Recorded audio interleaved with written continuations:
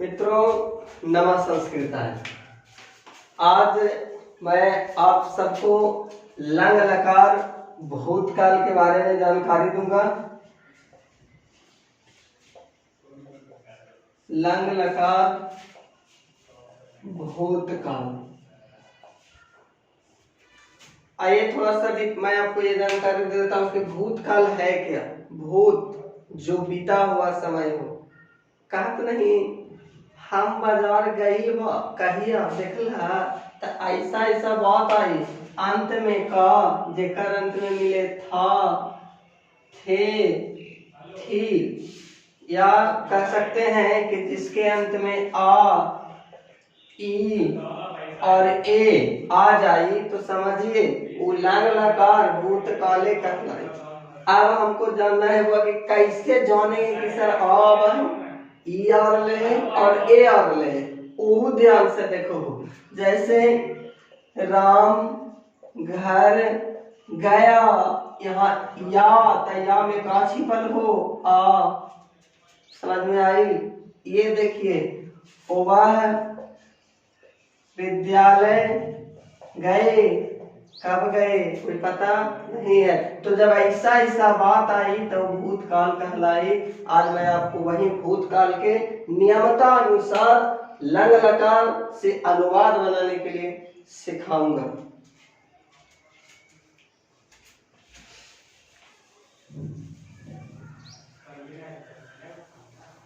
हम यहाँ लिख सकते हैं कि जिस वाक्य के अंत में क्या है आ, ई और क्या बाबू ए, तो समझ जाइए बाबू कि ये वाक्य होगा जो लंग लकार का होगा।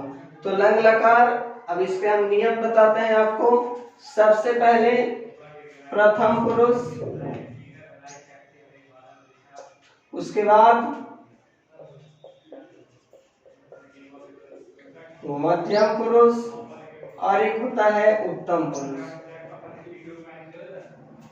ध्यान से देखिएगा, प्रथम पुरुष, फिर से एक बार मैं रिवीजन करवा देता हूँ कि प्रथम पुरुष किसे कहते हैं, मध्यम पुरुष किसे कहते हैं और उत्तम पुरुष किसे कहते हैं। वही वाली बात आई, उत्तम पुरुष वही कहलाई जो बोलत है। जैसे मैं क्या कर रहा हूँ, बोल रहा हूँ, तो बोलने का काम जो करता है वो उत्तम पुरुष करता है। ध्यान से समझिएगा, बोलत रही वही उत्तम पुरुष कहलाई।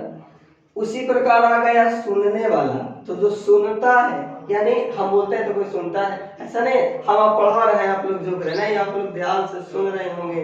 ये याद रखिए कि सुनने वाले को हम क्या कहेंगे बाबू, मध्यम पुरुष। और ऐसा नहीं कि उत्तम पुरुष जो बोलता है, मध्यम पुरुष सुनता है तो मध्यम पुरुष की बड़ाई नहीं करता है, वो किसी तीसरे यानी अन्य की बात करता है। तो जब अन्य की बात किया जाए तो अन्य वाले होते हैं प्रथम पुरुष।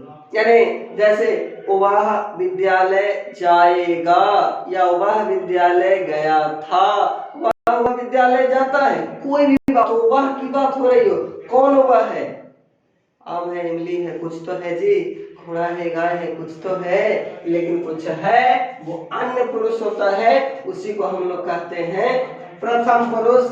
किसी तीसरे के बारे में जिक्र किया जाए। आइए उसके बाद मैं वचन की बात करता हूँ बाबू। तो वचन के गो, तीने गो। तो एक वचन, उसके बाद होता है द्विवचन और एक होता है बाबू बहुवचन।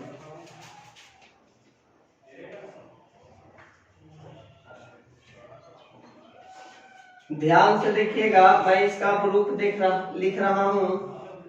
ये रूप ही आपको अनुवाद बनाने में बहुत बड़ा काम आता है।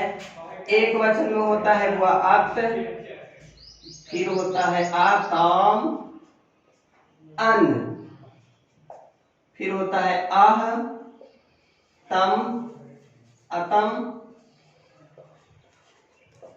अत, अम, अब, अम। हम इसको ऐसे भी लिख सकते थे, आ हटा के कि ता, ताम, अन, आह, तम, ता, अम, अब, अम। लेकिन याद रखिए कि जब भी भूतकालीन क्रिया आए, कौन क्रिया, भूतकालीन क्रिया, जैसे मैं आपको यहाँ समझा दूंगा बाबू नोट में, ध्यान दें कि कैसे हम अनुवाद में क्या होता है।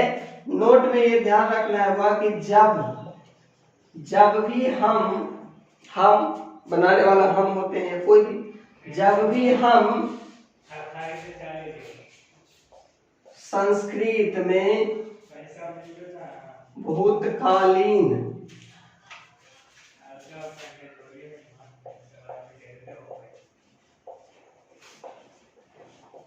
क्रिया भूतकालीन क्रिया को अनुवाद बनाने से पहले आ लगा देते हैं।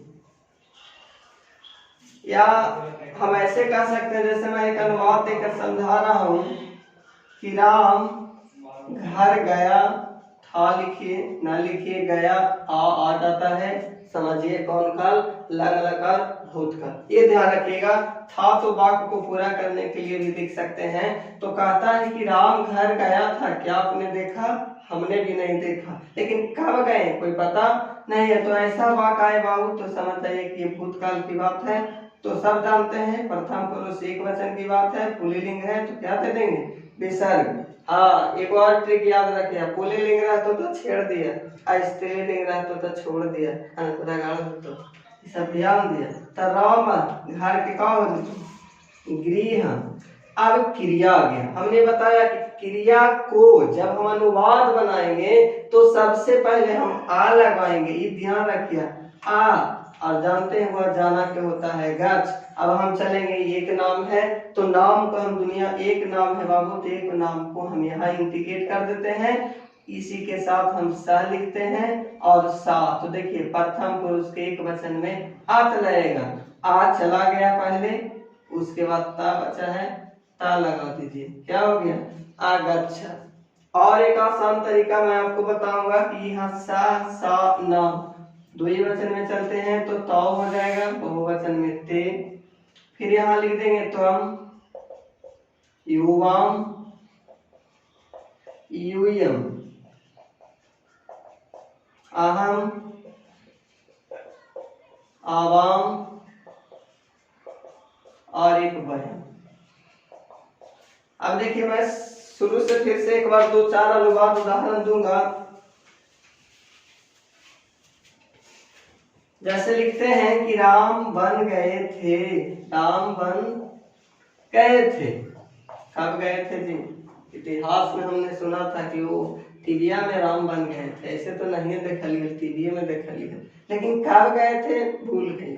अब आ गया कि था थे, थी आ गया। अब देखिए थे बोलते हैं तो ए आ जाता है, क्योंकि ए बने वो लाठिया, एगो ध्यान रखिए, जब भी ये आवे तो वो लाठिया, देखो ये वो लाठिया है। अब राम बन गए थे तो राम पुल्लिंग था, क्या हो जाएगा? राम।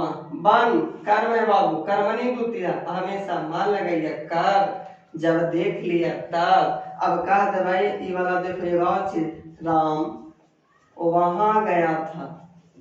अब इस ये वाला दोनों पुल्लिंग है, सेम लिखता, कोनो दिक्कत ना। लेकिन बन के हो जी तो ये बना, लेकिन तत्र में होता है वहां, इसमें मां कहने लगा क्योंकि बन को हम देखे हैं, वो वहां कोई देखा नहीं है और ये अव्यय है। तो तत्र आ गच्छत। अब गया था लेकिन अब एक वचन आ गच्छत, पुल्लिंग है बाबू, इसलिए आ यहाँ सिर्फ लगेगा और इसमें भी क्या हो जाएगा? आ गच्छत। इसी प्रकार से आप विभिन्न प्रकार के अनुवाद लेके बना सकते हैं। लंग लकार